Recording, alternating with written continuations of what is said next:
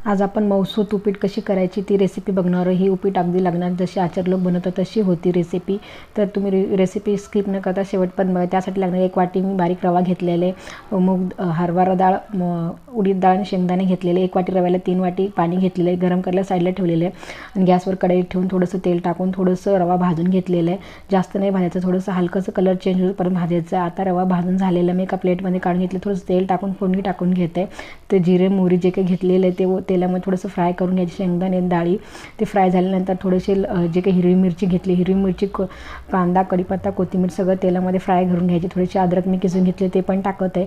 हे सगळं फ्राय करून जे काही रवा भाजून घेतले ते रवा फोडणीमध्ये टाकायचा आणि चांगलं परतून घ्यायचं आहे। साईडला पाणी गरम करायला ठेवलं होतं आणि त्याच्यामध्ये चवीनुसार मीठ आणि साखर टाकून घ्यायचे। जे काही पाणी साईडला गरम करायला ठेवलेलं होतं ते पाणी ह्या रव्यामध्ये ओतायचं, थोडंसं म्हणून ओतायचं, जास्त नाही ओतायचं। हे करताना गॅसचा पेड एकदम स्लो ठेवायचे, जास्त मोठं नाही ठेवायचा। बघू शकता